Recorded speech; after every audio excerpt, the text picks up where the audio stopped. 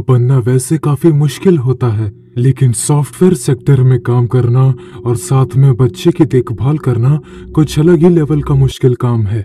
मैं एना Joseph Mary हूँ और सिलिकॉन वैली में एक सॉफ्टवेयर कंपनी में सॉफ्टवेयर डिजाइनर का काम करती हूँ।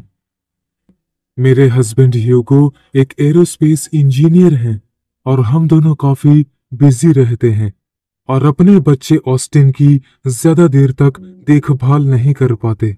ज्यादातर वक्त हमारा शेड्यूल सेम ही होता है और मेरे 6 महीने के बच्चे की देखभाल करने वाला कोई नहीं है, इसलिए हमने ऑस्टिन के लिए एक बेबी सीटर रखने का सोचा।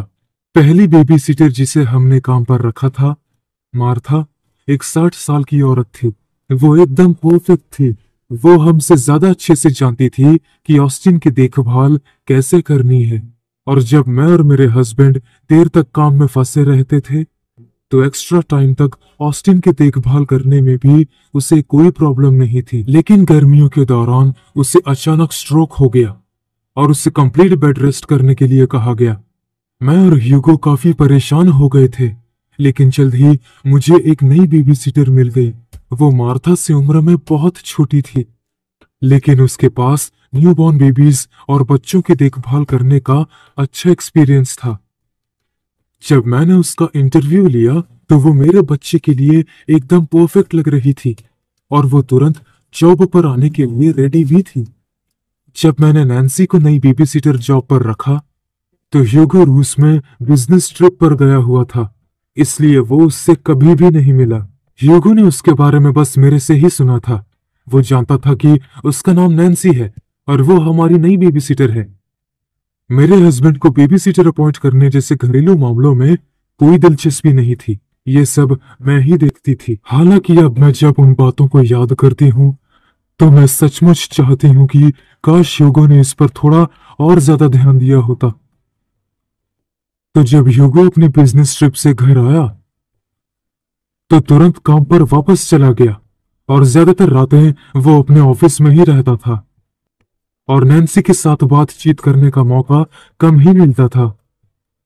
तो एक सुबह जब ह्यूगो घर पर था और गहरी नींद में सो रहा था तो मुझे सुबह 7 बजे के आसपास एक कॉल आई। हाँ मैक्स, मैं ही हूं।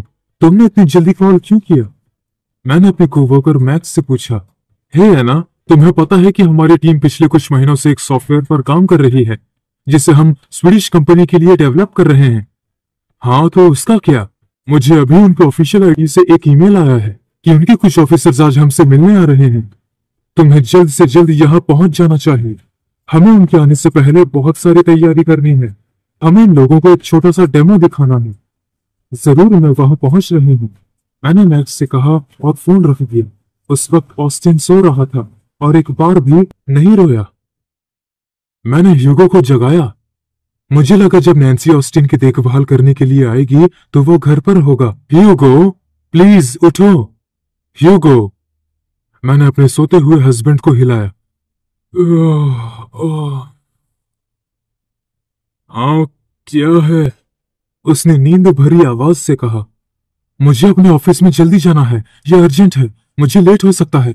जब नैन्सी यहाँ आएगी तो तुम यहीं रहना और प्लीज ऑस्टिन को उसे सौंप कर जाना। साथ ही उसे यह भी बता देना कि मैंने दूध को फ्रिज में रखा है। हाँ हाँ, ठीक है।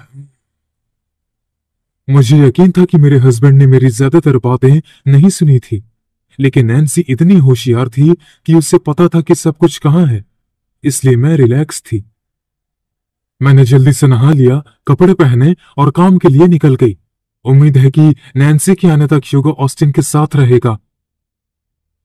जैसे ही मैं अपने वर्क प्लेस पर पहुंची तो मैं काम में बहुत बिजी हो गई। पहले डेमो और फिर ऑफिसर्स के साथ मीटिंग। थोड़ी फ्री होते ही शाम के 7 बजे मैंने घर पर फोन किया। मैंने सोचा कि मैं नैन्सी को कॉल करूंगी और उससे पूछूंगी कि ऑस्टिन ठीक से है या नहीं, लेकिन जब मैंने हमारे घर के फोन पर नंबर डायल किया, किसी ने फोन नहीं उठाया। मैंने कुछ और बार कोशिश की, लेकिन कोई फायदा नहीं हुआ। तो मैंने नैन्सी को फोन किया। हे मिसेस मरी, आप कैसी हैं? हे नैन्सी, ऑस्टिन कैसा है और तुम घर का फोन क्यों नहीं उठा रही हो? मिसेस मरी, मुझे लगता है कि आज आप भूल गई कि मैं बीमार हूँ। मैंने आपके घर में आज एक दूसरी बेबी सीटर को भेजा है। मैंने कल रात आपको मैसेज भी किया था। क्या आपने वो मैसेज चेक नहीं किया? रुको, क्या तुमने मुझे कब मैसेज किया? मैं पूरी तरह से भूल गई। रुको, क्या इसका मतलब यह है कि तुम इस वक्त ऑस्टिन के साथ नहीं हो? मिसेस मरी, मैं अपने बेड पर चिकन नूडल सूप पी रही हूँ और हर 2 सेकंड में अपनी नाक पोंछ रही हूँ। मैं आज ऑस्टिन की देखभाल करने के हाल में बिल्कुल नहीं हूँ। तो फिर इस वक्त ऑस्टिन के साथ कौन था? क्या ह्यूगो उसके साथ घर पर था? इन सभी सवालों ने मेरे दिमाग को हिला कर रख दिया।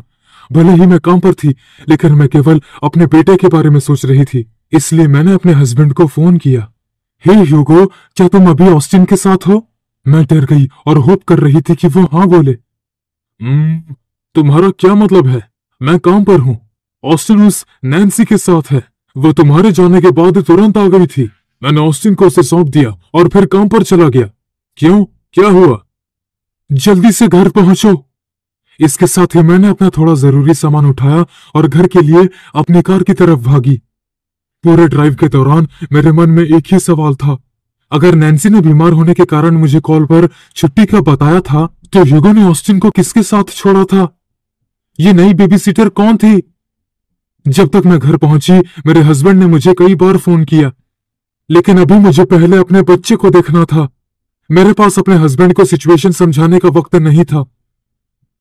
जैसे ही मैंने दरवाजा खोला, मुझे पता चला कि कुछ तो गड़बड़ है, जिससे घर का सारा सामान बिखरा पड़ा था। सारी चीजें इधर उधर बिखरी हुई थी और गिरी हुई थी। मैं ऑस्टिन को देखने के लिए घर में हर जगह भागी, लेकिन वो मुझे कहीं नहीं मिला। इसलिए मैंने 911 और अपने हस्बैंड को फोन किया और उन्हें वो सब कुछ बताया जो भी हुआ था। और सच तो यह है कि मेरा न्यूबॉर्न बेबी अब गायब था। पुलिस वहां पहुंच गई और ह्यूगो भी वहां पहुंच गया। मैं परेशान थी क्योंकि मैं अपने बेटे की चिंता कर रही थी और बेहद डरी हुई थी।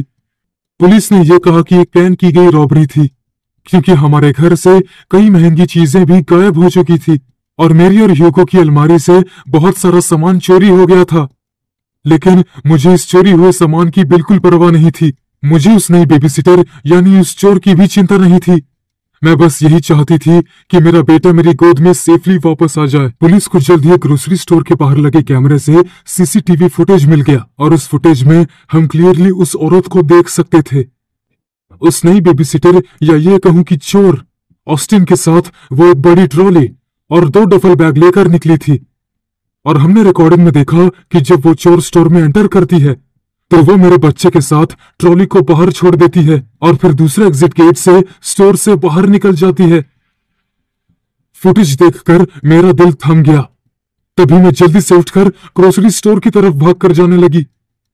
मैंने एक तेज चीख सुनी और मुझे तुरंत पता चल गया कि ये ऑस्टिन है।